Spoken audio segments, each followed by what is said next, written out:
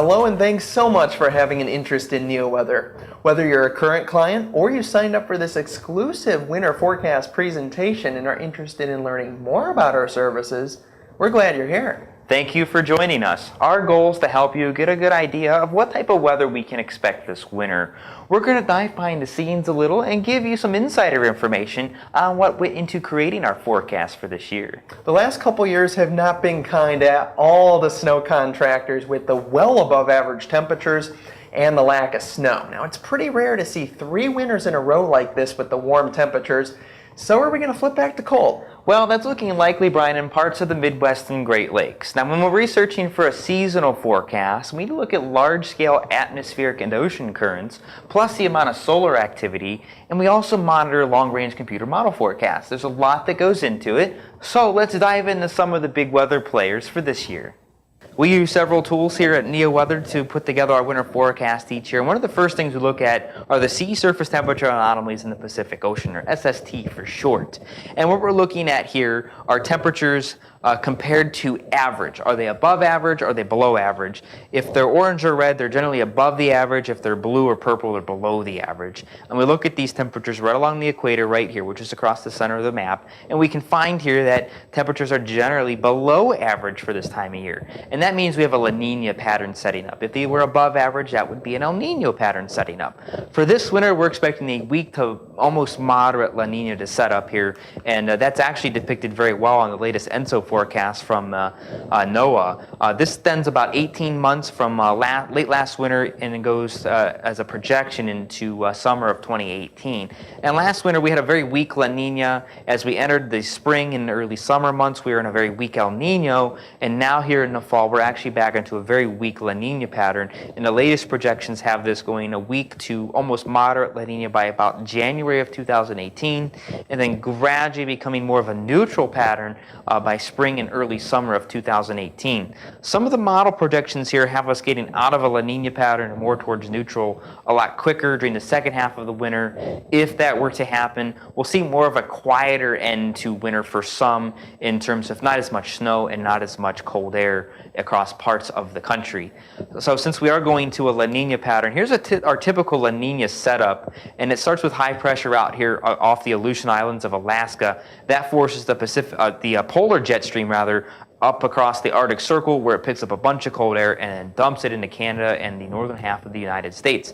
The Pacific jet stream will feed moisture into that jet stream, and that'll bring wet conditions to the Pacific Northwest, as well as the Ohio Valley and Great Lakes. Across the south, we'll have high pressure setup, which will bring dry and warm conditions across much of the Gulf Coast states, but then that kind of creates a battleground over here in the Ohio and Tennessee valleys in terms of where those storms track and who gets the snow and exactly where that jet stream sets up. Tired of TV weather forecasts that just don't make sense?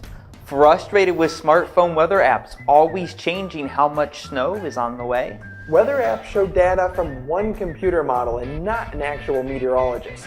That means inaccurate forecasts for your location. In the frustration and gain peace of mind with NeoWeather Consulting. Let us handle the forecast while you focus on your business.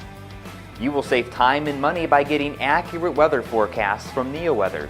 Detailed information allows snow contractors to better schedule staff, prepare supplies and equipment, and have quicker response times. The weather forecast is everything in snow and ice management.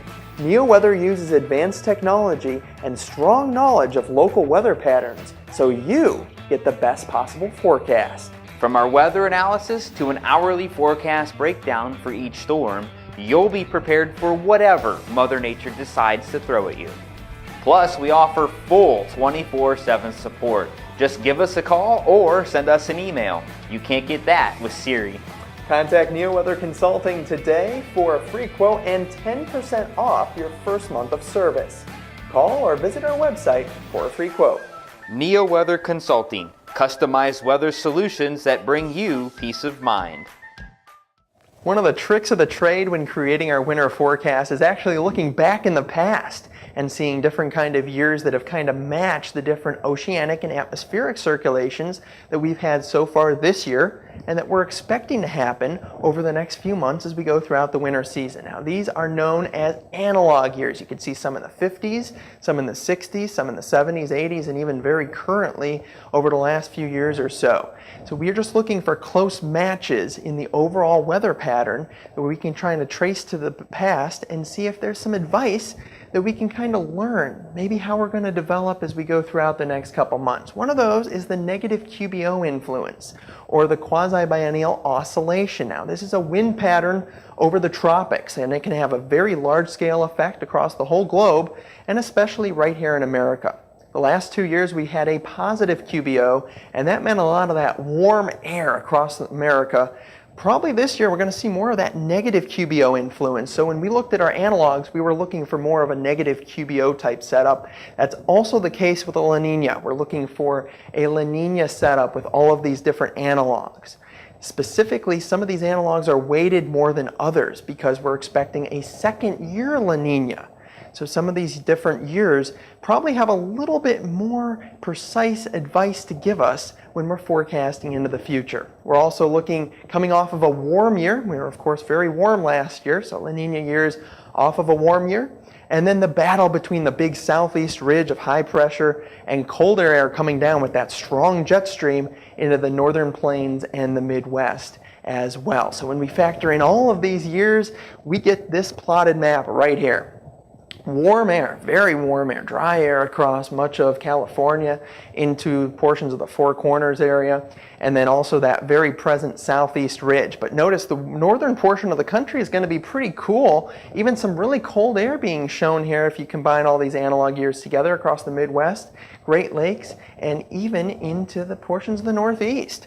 So when we make our own winter forecast, this is what it looks like. This is what you've been waiting for. You could see well below average temperatures possible here in Minnesota, Wisconsin, up into portions of western Michigan. Ohio Valley and even into the Northeast will be a little bit below average, much cooler than what we saw last year. Notice that southeast ridge, it'll certainly be below average in terms of snowfall, and it'll be pretty darn warm for much of the year. The hot spot is probably across the Four Corners area into the Sierra Nevada mountains as well. Probably not the best ski season, and even into higher elevations, not the world's best for snow contractors as well.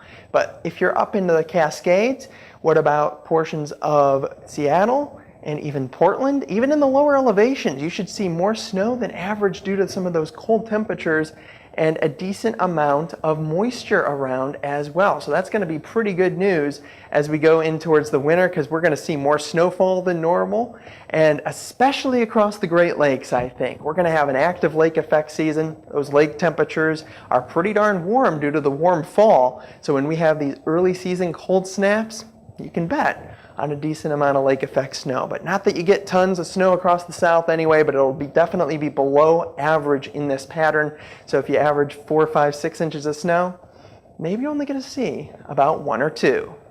To summarize what we expect this winter, we're going to see more cold periods across the plains, Midwest, Great Lakes, and the East compared to the last couple of winters. There will likely be some warm air intruding with that strong southeast ridge. With an active pattern, some of the systems could be decent snowmakers. That's right, Brian. And if you want to see how NeoWeather can provide accurate weather content to your business and help save time and money, contact us today and you'll get 10% off your first month of service with NeoWeather.